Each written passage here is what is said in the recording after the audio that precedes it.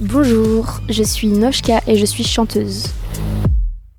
Je suis pas désolée, pas désolée.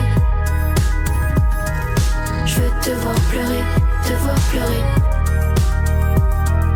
Je suis pas désolée, pas désolée.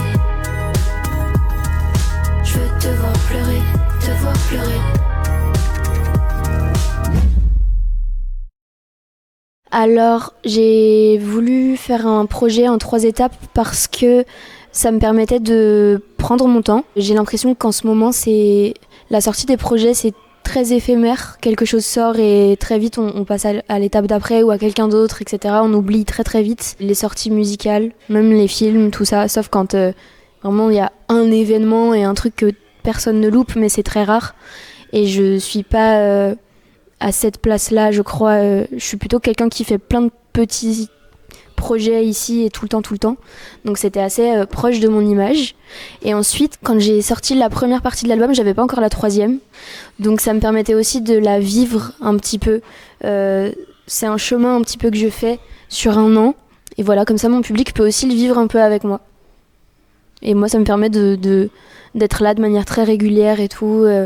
Et voilà, de kiffer. Lily rose, t'es si belle quand tu prends la pause. Lily rose, je t'aimerais si tu oses. Je pense que je suis assez obstinée dans le sens où sur les titres que j'ai, en fait, j'en ai pas énormément. J'ai des sons que j'ai commencé il y a 3 ans et après pendant 1 an et demi je les touche plus et je me dis celui-ci en fait je veux vraiment en faire quelque chose et voilà. Et après je le vois en couleur, je vois que la première partie c'est du bleu, la deuxième du rouge et la 3e on est plus sur un truc plus chaud, plus jaune chaud. Et j'ai l'impression que au début il y a tout ce truc de je suis hyper impuissante face à tout ce qu'il y a autour de moi. Ensuite, je suis dans une phase plus de colère, etc.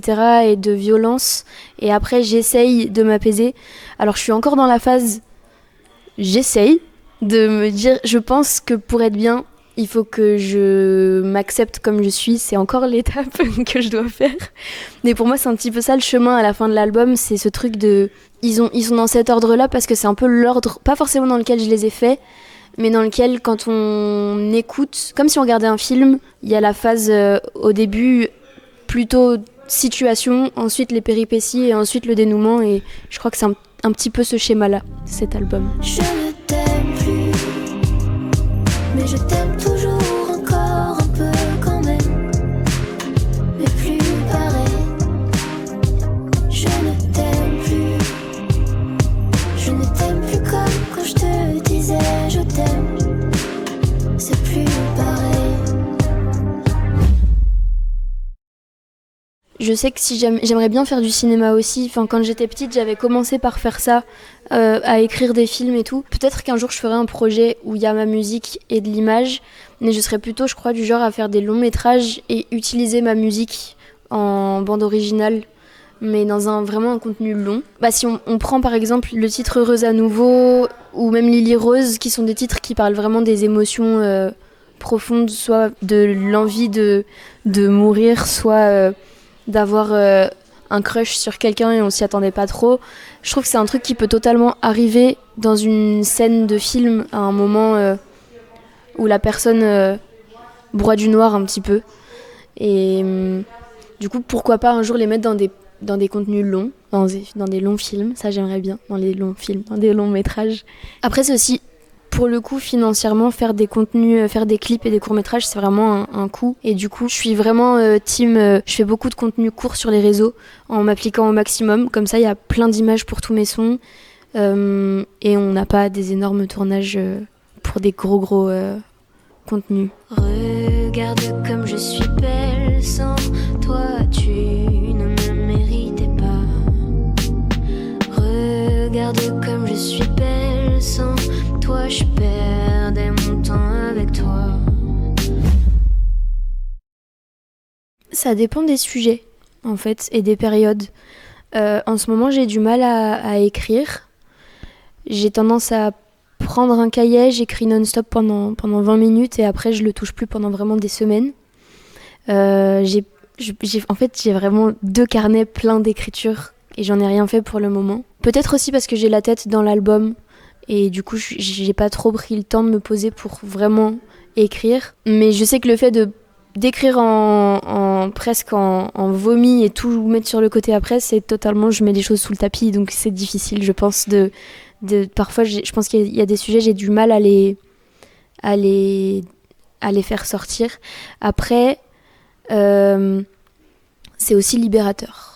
Mais ça dépend. C'est marrant parce que tu disais que c'était il y avait beaucoup de psychologie. J'ai fait écouter à mon médecin parce que actuellement, j'ai pas de suivi psy, mais j'ai mon médecin généraliste qui est super et qui prend des nouvelles régulièrement. Et du coup, je lui faisais écouter à un moment, quand j'allais vraiment pas très bien et que j'arrivais pas trop à communiquer, je lui faisais écouter les titres pour qu'il sache en fait.